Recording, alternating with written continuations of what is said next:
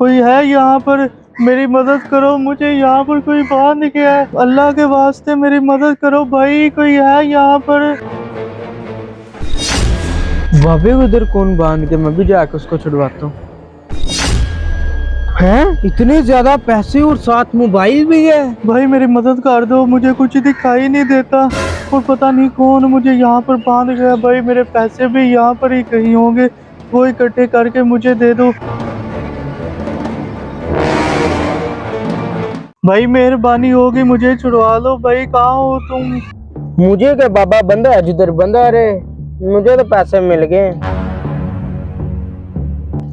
ओ भाई, तुम्हारे पास इतने ज्यादा पैसे किधर से आ गए? तुझे क्या, ये मेरे खुद के पैसे हैं।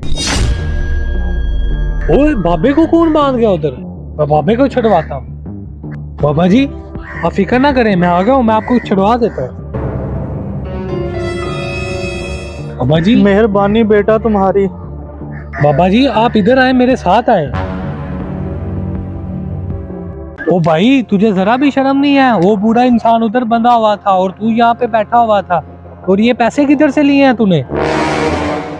रुको बेटा, मैं कोई अंधा नहीं हूँ और ना ही मुझे वहाँ पर कोई बांध के गया था।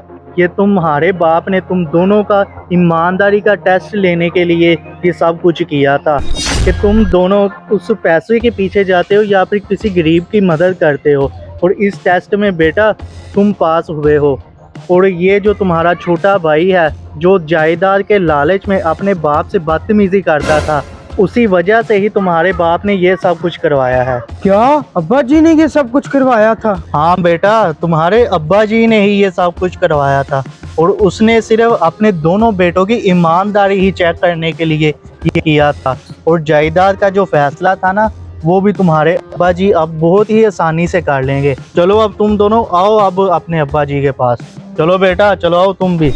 रुको बाबा जी, ये सब कुछ अब्बा जी को ना बताना, वरना अब्बा जी मुझे जायदाद में फूटी कौड़ी भी नहीं देंगे। आपकी मेहरबानी होगी, ना बताना। बेटा अब जो फैसला होना था वो हो गया है।